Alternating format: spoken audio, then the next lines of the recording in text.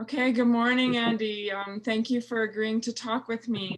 Dr. Kelly Palfy, and you're Andy from Stanton Island, New York, and you've agreed to talk with me just about your experience of getting help as a male survivor. Love to hear what you'd like to share. Thank you. It's an honor to be with you today.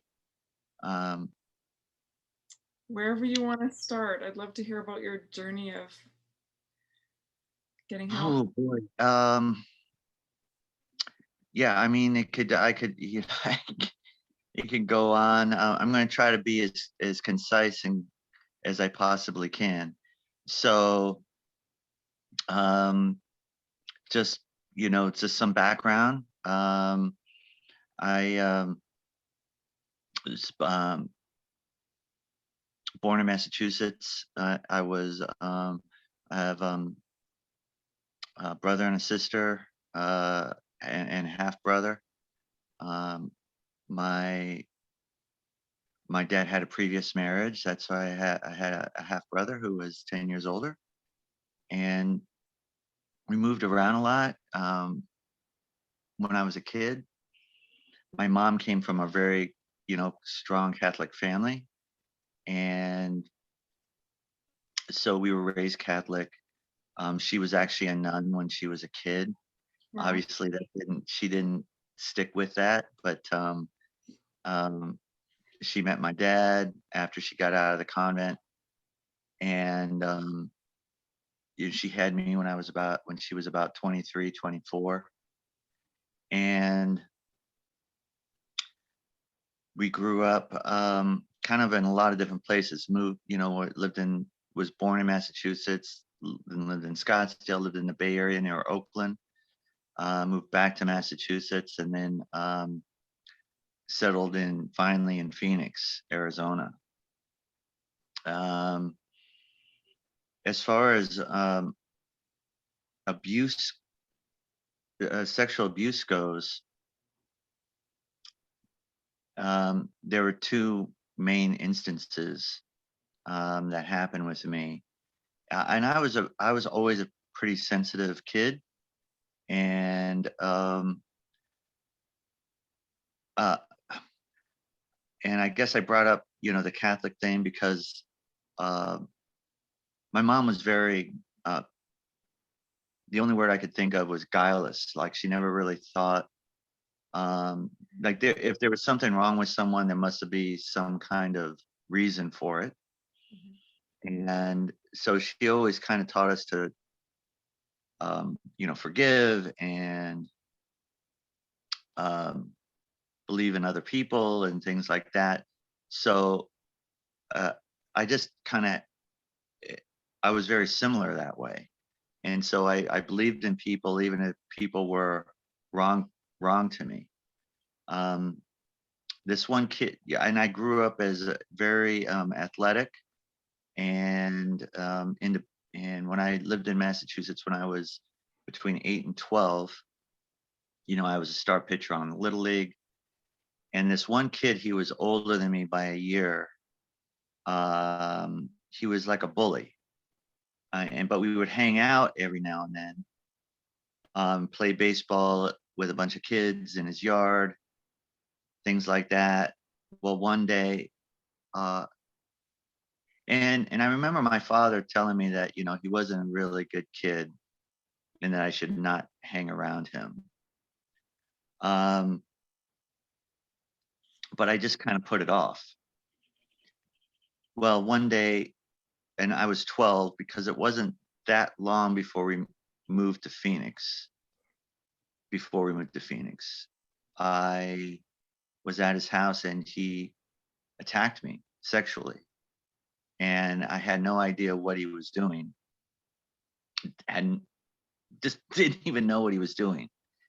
And well, needless to say, that was the last time I hung out. Hung out with him, and I, I, I thought I was okay. I continued playing baseball. We moved right after the season. because it was in June of that year, and this is what 1977. Um, very well liked in this little town in Massachusetts, very well known, popular. And we moved to Phoenix, and it was like night and day. It was hot. It was, like living in an oven. Couldn't relate to anybody. Couldn't make friends. And I was a straight A student, and I went from a straight A to failing. Mm. In This was what my seventh grade and eighth grade. I was failing out of school. My mom didn't know what to do.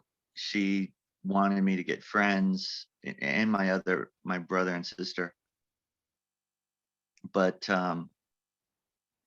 it was just a struggle.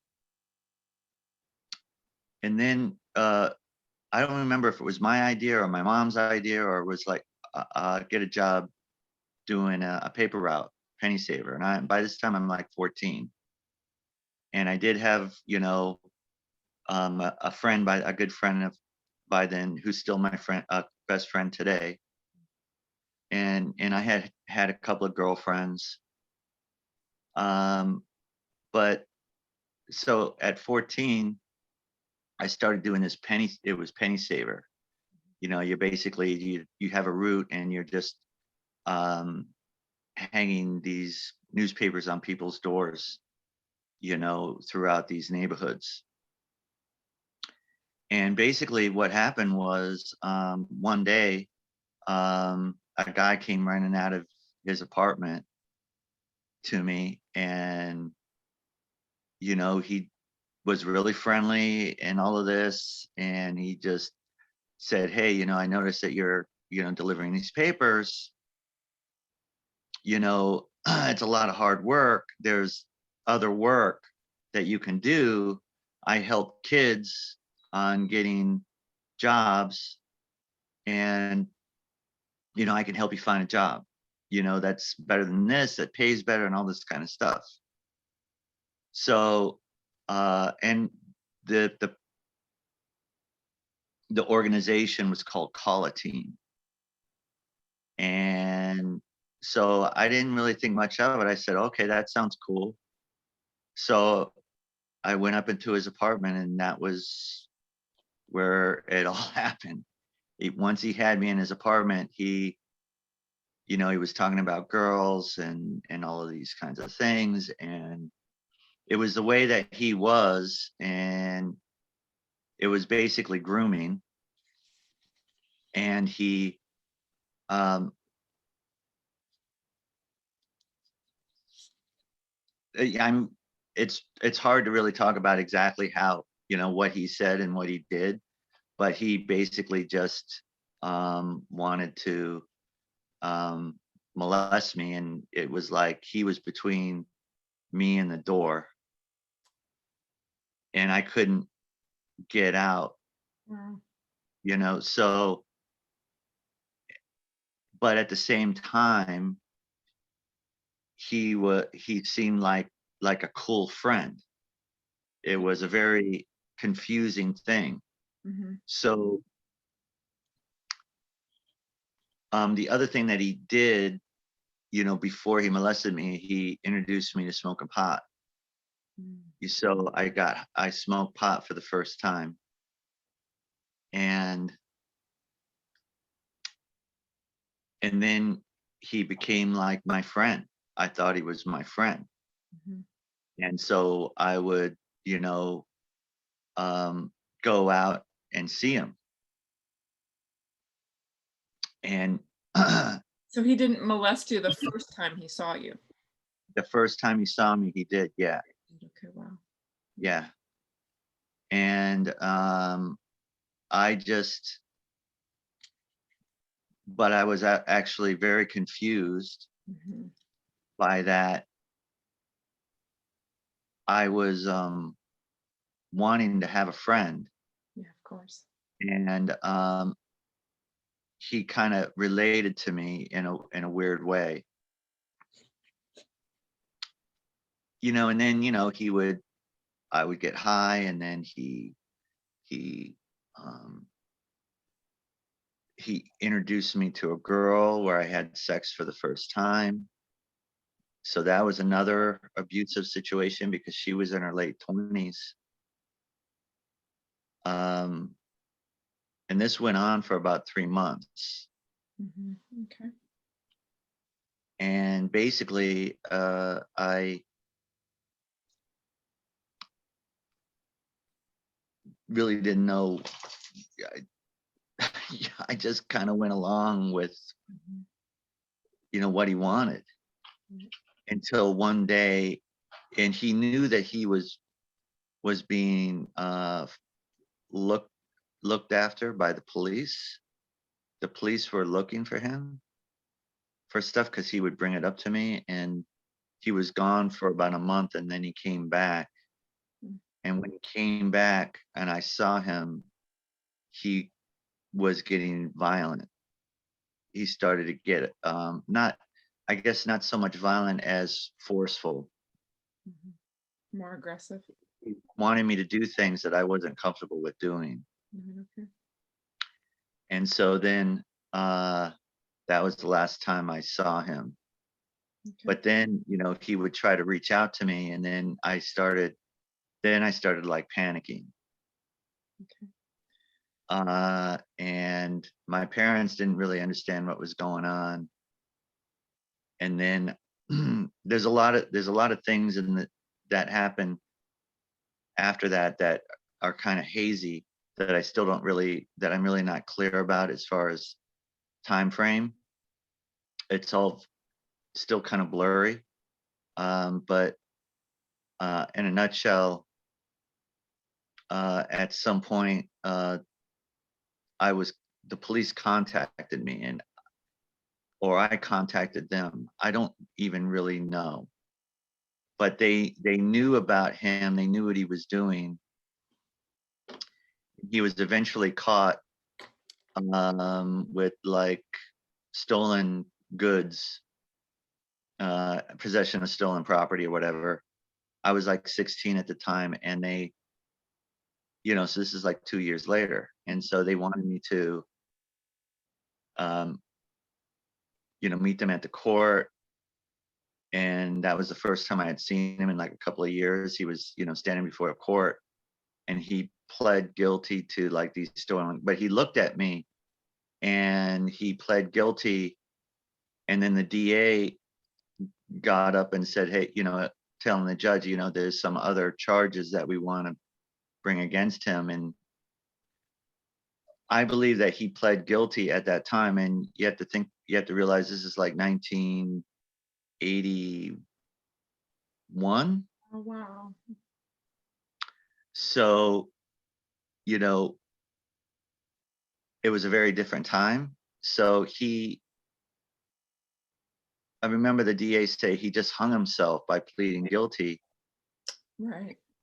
But in retrospect, I believe that he was pleading guilty because he didn't want to face the charges of what he did to me.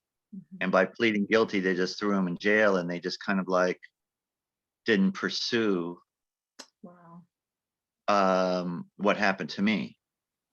So I don't think that would happen nowadays, Mhm.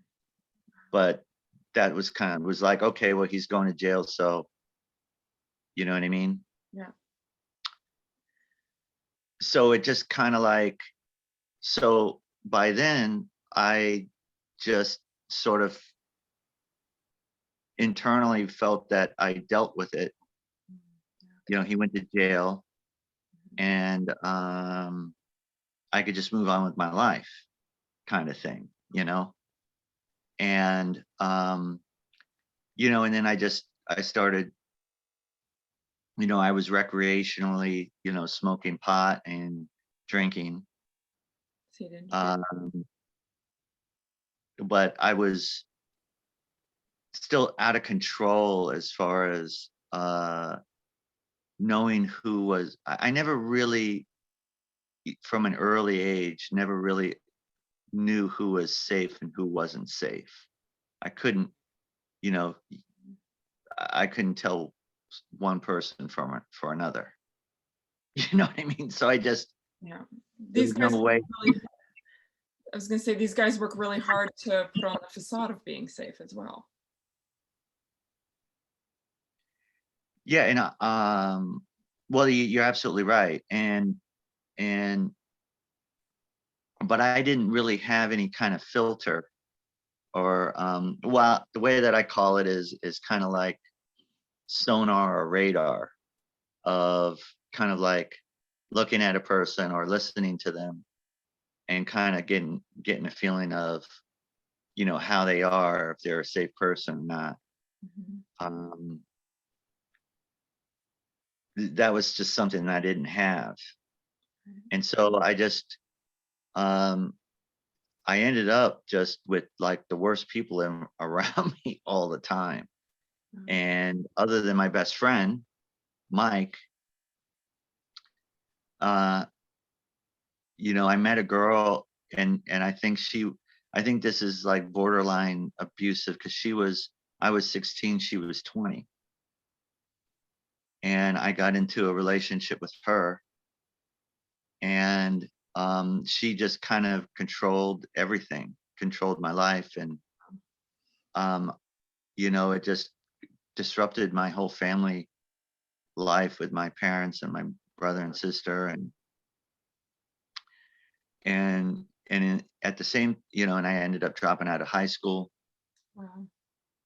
So junior year, and I had threatened suicide. My parents put me in a facility because I had a knife on my wrist.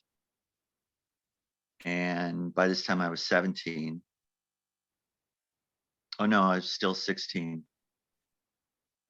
And after 2 weeks, this girl helped me escape from this place, and I just moved in with her, and then that was it. And I ended up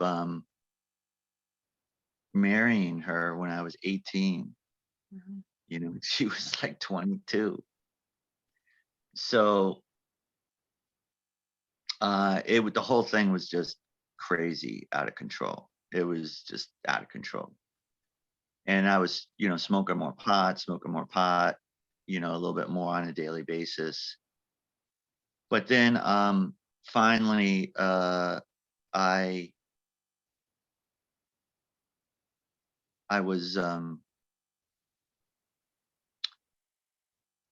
was able to kind of break away from her finally. And she would do things like, just to give you an example of what she would do, she would always claim that she was pregnant. It was like this control thing, that like to kind of keep me around. Yeah. And even after I had fully was able to break away from her, she kept pulling that. She kept saying that she was pregnant and all this kind of stuff. And she was just a real not a good person. She was not a good person. And so I moved back home. My parents helped me, divorce her. And um and then it was like, again, I was trying to get back to my normal life. I was trying to be like a normal person again, Mhm. and so I got my GED, I got my high school equivalency. And then which was a great thing. And then I just, I started, I was working. And but then I got sick. um I I got a tumor that was wrapped around my spinal cord. And the doctors thought it was like a slip disc, but I was the pain happened after I went camping with my father. We were backpacking, so I thought I had, and I had this sore back, and I just figured it was normal, but then it would never go away. And then, the doctors, and this was before MRIs. So this is like 1980. 4. So they finally figured out what I was doing, what I had, about 9 months later, you know, but in those 9 months, that was when, I always relate. I don't like using, you know, there's a joke from a movie, and the joke goes, I can't feel anger. I can't, you know, I tend to internalize my feelings and my emotions. I grow a tumor instead, Oh, yeah. Okay. So to me, that was kind of Hmm. in a nutshell what happened with me. A somatic manifestation. And I was smoking night and day marijuana to try to kill the pain and sleep, to the point where I would have hot water on my lower back in the shower, and I'd be smoking a joint at the same time, trying to go to, and I'd be in like a fetal position Yeah. Wow. in on the floor in the shower Mhm. as I'm smoking, like I've got the joint away from the water, smoking that, and at the same time trying to relax. That's how bad this pain was. Like you couldn't go over a crack in the road in a car, Yeah. or sneeze or cough or anything without excruciating. It felt like grenades going off inside of you. So, so as far as my addiction really grew at that point. And then I just, but they got me in the hospital. They figured out what it was. Thank God it was benign. And then I started to recover after the surgery. One of the things and again, it goes back to, okay, I'm going to go home. I won't have to smoke pot anymore because I'm not in any more pain. And I could go back and be like a normal kid. Mhm. My thing was always wanting to be like a normal guy. Yeah. He was like a normal kid, normal, no, just like everybody else, no different, no better, no worse. I just wanted to be a normal kid like everybody else. Mhm. But as soon as I got home, I was smoking pot as soon as I got home because I was totally addicted. But also, again, this whole thing with what happened to me was completely out of my mind. But a couple of weird things happened between being 19 and 23. One was I saw my abuser twice. One time in a car next to me, and he's like telling me to roll down my window, and he's trying to talk to me. So he went to jail and got out apparently, like after 3 years or something. And he's trying to talk to me like I'm his best friend. Right? Confusing. And then the other, and I didn't talk to him. I just put my blinders on and I just drove away. And the next time was, I went into a Radio Shack with a radio that was broken. I don't remember what was wrong with it, but I was trying to get some help, if I needed to get a new radio or get a part to get it fixed or whatever. So I'm talking to this guy, and I'm not thinking much of it. And then they couldn't help me. So I said, okay. And then I start to walk out. And then I hear the door open behind me, and this guy walks out behind me, and he calls my name, and I knew exactly that it was him. And so the whole time I was talking to him in the Radio Shack, not realizing it was him. Oh, okay. Wow. Until I walked back out and he called my name. And he was just acting like it was the greatest day that he saw me. You know what I mean? And I was just like, okay, well, I gotta go, like that was it, you know? So, uh, as far as the rest of my life, I was trying to be like I said, like this normal kid. I went back to college. I went to a community college. I got an associate's degree. I was dating girls and all of this. And, I had some other friends that were, but some were really, one in particular, one guy was a really bad guy. Um, but, I was struggling to kind of hang in there. And then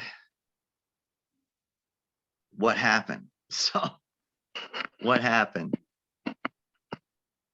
It was July 1988, and I had just gone on vacation with my girlfriend.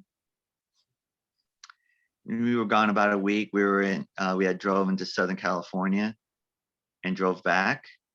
And at this point, I was getting like really, like I was smoking so much pot. I had pot in the, I got high and we got stopped by a DEA roadblock, and I was totally high. How they let me go by, I have no idea. But I was crazy, smoking so much from the time I woke up in the morning to when I went to bed at night. And I was getting, really agitated, panicky, violent, and I was really out of control. On paper, I looked all right. I just got my associate's degree in June, you know, but we got back from being on vacation, on this little trip, and I think it was like a Thursday or a Friday, uh, and uh, I got a phone call just out of the blue. I get a phone call from the state attorney's office, a district attorney. And he just says, we would like you to come in and talk to us. Bruno Lopez has been arrested for molesting 3 boys, you know, they were age 13 and 14-year-old boys. And we understand that he had a history of molesting you, and we'd like to talk to you about it. Just like that, like, Wow. and I just said, I was just like, okay. Like, I was also very dissociative, and part of it was because of the pot. So I had like no feeling. Mhm. You know what I mean? So, but I would react with rage, and I would get crazy, I would panic. And so I said, okay, that's no problem. And they it was on a Monday morning. So I go in there, and they just said, again, what he did. It was a DA and both a male and a woman, district attorneys, really nice people. And they just said, we'd like you to testify. And I said, well, that was long ago. That was, I'm 23. I was 14 at the time. You know, he already went to jail. That doesn't really have anything to do with me. Oh, and they said, well, it really does. Well, what we like to do is we like to show the pattern of behavior, so the jury understands, what he did to you is similar to what he did to these 3 boys. And then I was like, oh, okay. And then this is it's kind of funny, not a funny aha, but just funny strange. But like I never really admitted that I was like a drug addict or an alcoholic, but like for a good almost a year I knew I was. Mhm. And it was kind of like I was pissed that I was an addict. I was an addict. Mhm. And I knew that I was, but I never really told anybody. And and I said, "Well, I just want you to know," to the DA, just out of the blue. I just want you to know that I'm a drug addict. I'm a drug addict. Mhm. You know? And and but like I didn't explain why. But inside, the reason I told him that was the reason I told him that was so that he understood that, once I have to actually go to court and testify, that I'm going to be high. So it was kind of like, you know, all right, just so we have a little understanding here. When we go to court, that's the deal. And he just kind of shrugged and he says, "Well, you know, that's okay, just as long as you don't use the day that you go to court, you don't get high the day or drink or whatever before you go to court. That's great, you know." And I just said, I'm like, nodding in agreement, but inside there was like, there's no Oh, way that it's not going to happen. Um, so I, you know, so so the meeting, so I agreed that I would do it, and then he, he and then I left. And so this was really the moment of, like, you might have heard the phrase moment of clarity. Mhm.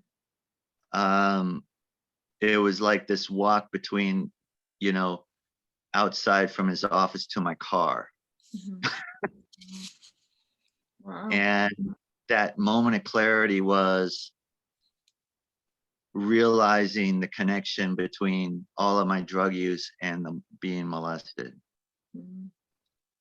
And uh, I just said, there's no way um, I can do this. I the fighter part of me. Well, what I realized was that somebody was controlling me for 9 years through drugs and alcohol, unbeknownst to me, Yeah. and I couldn't let that happen. Mhm. And I had to do whatever I could to make sure that that didn't happen. And so it was kind of like, the fighter part of me kind of took over. Mhm. And You, that same, what's like that? sorry, are you saying like you made the decision that he's not going to have that much power over me anymore? Is that what you're saying? It was like I realized that he had this power over me ever since I was 14, Right. which I didn't realize up until that exact moment. Wow. So you had this moment of clarity. So what did you do for yourself after that?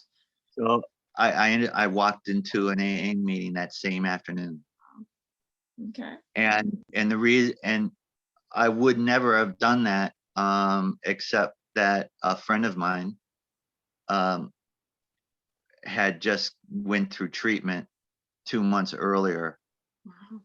and was going to meetings. Okay. And he had told me what he was doing, and thank God for that, because I ended up going to a meeting.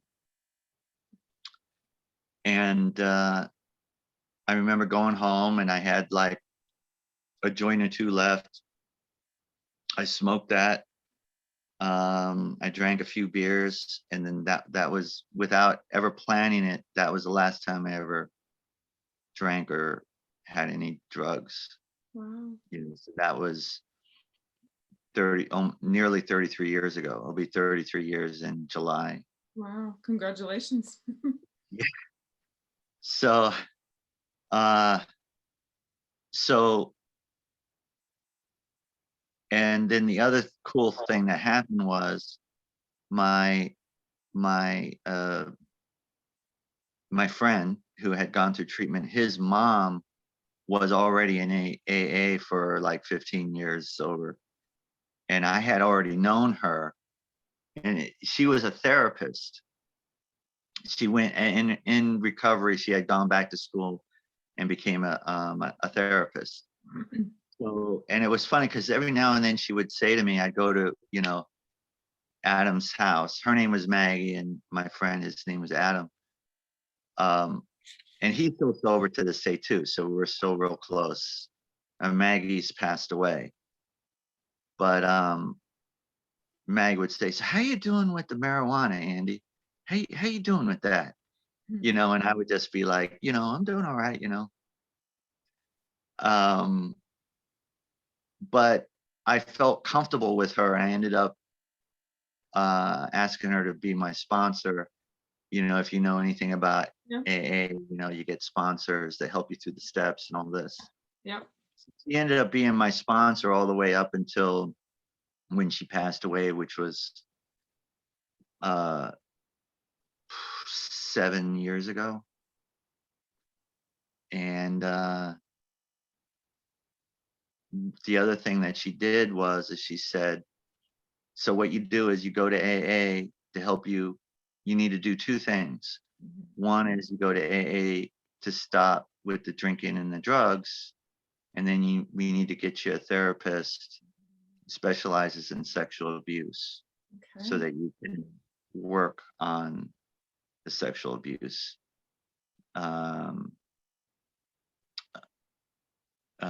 things that you're dealing with.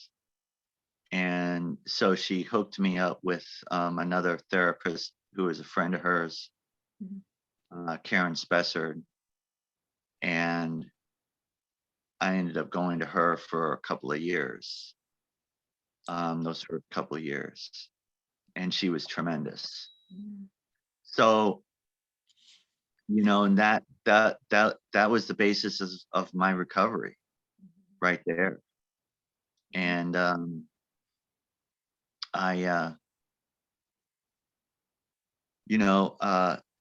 and it was hard because it was different in a weird way. Like what I've found being in AA for a very, very long time is that things like sexual abuse is usually dealt with much later on after someone gets sober. Like they don't really come in touch with things like that until much later. But for me, it was like I had to deal with the most difficult things like right at the beginning, and it wasn't like, I did have a choice, but to me, I had no choice. It was like I had to deal with it. And so I ended up testifying, and it was great because it was like being in an AA meeting because I had a whole bunch of friends there to support me. And what was, and see, and I felt the strength because I was sober.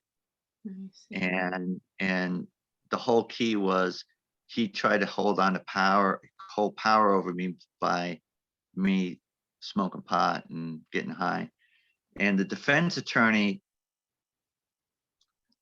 kind of opened up a can of worms with me because he brought up, that I would get high with him and all this kind of stuff. And because he tried to make it seem like I was his friend and that it really wasn't what I thought it was, or what he was being accused of. And so then when the DA had his turn to cross-examine or whatever. Redirect the cross-examination. He says, "You've been sober now, right? For a while." And I said, "Yes." And he said, "Well, how long?" And then I had to think about it, and I said, 10 months and 5 days. And you could tell like the whole room wanted to just erupt in like applause. Mhm. And it was real emotional because, and I could see the head, the defense attorney's head kind of like dropped, like he knew that, um, I had him at that moment. And yeah, it was quite an experience. Because it was the day after you'd been to court originally, is that what you're saying? No, I mean the testimony was 10 months and 5 days after I had actually gotten sober. Okay. Wow. So, Andy, one of the things you said in the beginning was, I thought I was okay.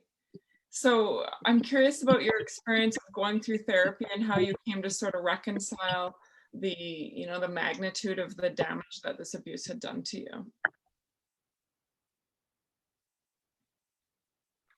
Well, it's an interesting question because over time, what happens the other phrase that would always kind of go on in my head was being over it.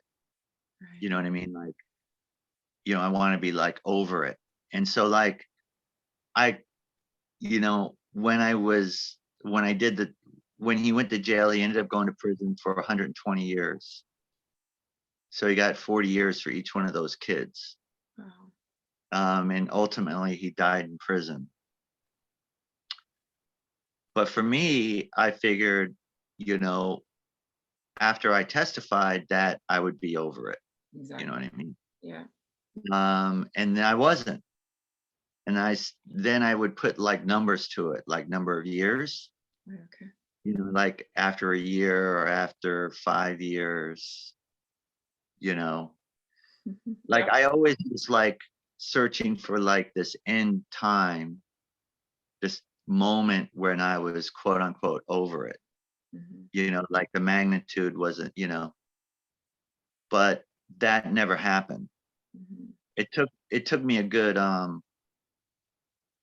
I would say maybe 15 years of being in recovery to realize that it wasn't actually gonna be over. That the recovery from that was always gonna be an ongoing thing, Mhm. and that I was always gonna have to work on it. Mhm. But at the same time, being willing to work on it and to talk about it and be of service to other survivors also allowed me to, uh, it lessens the power over it. So it doesn't affect me in the same way that it affected me as a kid, or 1 year of recovery or 10 years of recovery or 15. It's gotten better, it's gotten less, the strength of it is lessened. Andy, what would you say to other males who might see this video and think to themselves, I'm good, I don't need to go to therapy, or I don't need to read about this? I would just say to just, that's a hard one because you're dealing with people's, own denial. And I realized like my own denial was, very strong, and I wasn't willing to look at it until it got so bad. Mhm. But the one thing I would say is just to be as open as you possibly can to what people might say or your own feelings, or what's happened to you, um, and willing to take another look Mhm. at your own history. At the impact? Yeah, and like, um, I reached out recently to somebody who who can go to the police because they've changed the statute of limitations here in New York Wow. and several other states here, the last few years because of the Me Too movement. He was molested from the age of 6 to, I think, 14 or 16. Yeah. by a next door neighbor, and he's not willing to go to the police, even though he could. You know, and I even talked to a friend of mine who's a DA here in New York, Mhm. and he said, yeah, I mean, all he has to do is, you know, come in. We can have him come into an SVU unit, and um, they'd have a forensic psychologist talk to him. But he's not willing to look at. He's not willing to Mhm. deal with that. It's hard because in some ways I was real lucky because I was able to deal with. I was kind of presented the opportunity to deal with what happened at a relatively young age, you know, where the police actually came to me, Mhm. or the DA or the attorneys actually came to me. Mhm. But, you know, that's unusual. So, You know, Andy, if I'm hearing you overall, it sounds like you would say go sooner, get help sooner, like when you recognize. I would say get help sooner if you can. What I'm saying is most of the time people don't realize the effects it has on them for like decades later. Absolutely. Absolutely. And so if you do think that you had something happen, definitely look into it as soon as you feel like you have, because otherwise you can go 10 years, 20 years, 30 years, you know, before actually realizing that you've missed out on an opportunity to deal with, you know, a very devastating thing. Yeah, And it manifests in different ways. For me, it was addiction. Other people, it can be, you know, food issues. For other people, it could be cutting, multiple personality disorders, absolutely. Yeah. bipolar, you know, you Hyper- name it. Mhm. Everybody deals with thing, you know, uh, in different ways. Mhm. It just so happened that for me, it was addiction. And so, and it was good that, you know, in a way, there was kind of, how should I say?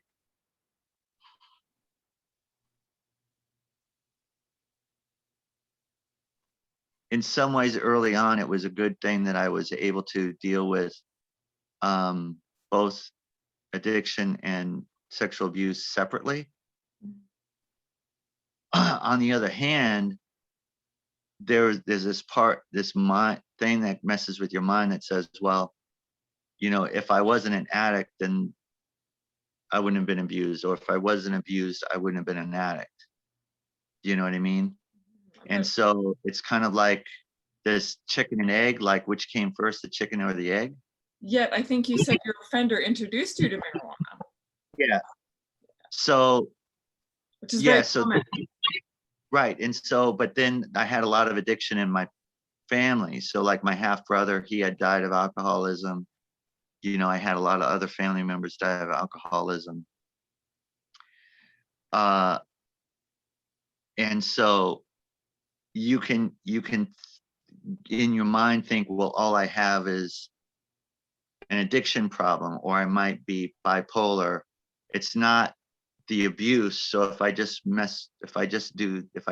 work on this, then Mhm. I'll be okay. But it doesn't work that way. Mhm. And so, because I still had other issues that I had even long into my um, recovery, I still had to learn how to deal with being dissociative. I still had to deal with being having panic attacks, anxiety, Mhm. things like that that would still manifest even though I wasn't drinking or using anymore. Right, but You know, I would probably argue that a lot of those things didn't exist prior to your abuse. no, I totally agree. You're absolutely right. So I guess what I'm trying to say in a not so eloquent way is that uh, spending time learning dealing with the abuse and talking with a lot of different victims that have been through different experiences, I learned that how the symptoms of their abuse was very different than mine, Yeah. you know, Yeah. and that was how I was able to realize that the manifestations are different for everybody. Absolutely. And so it's almost like a fingerprint. Absolutely. That's such a good word for it, I think. Well, Andy, I thank you so much for sharing all this. It's so hopefully helpful for other men that are considering coming forward, right? And understanding their own symptoms, their own confusion, their own, just desire to like believe that I'm okay, and then maybe sort of inspiring them to come forward. Yeah, absolutely. I mean, that's the whole reason why I do this is, I remember when I testified, the whole thing was um, I was doing it for those 3 other boys, Nice. and I was doing it for myself, obviously, but I was also doing it for, other people in mind that had been abused, and I don't want that to ever happen to them. But I know that it still happens. Mhm. It's not something that you could just like get rid of as much as I would like it to be. But I want as best as I can to be an example and show people that there is recovery afterwards and that there's, you know, an opportunity to live a great life Awesome. after things like that are so devastating. And after going through therapy, because that can be tough too, right? Absolutely. Yes. Okay. Well, Andy, I'm gonna end the recording here, and I'll say thank you very much for agreeing to talk with me, and we can just continue to talk for a sec afterwards. Okay. Thank you. All right. Thank you very much.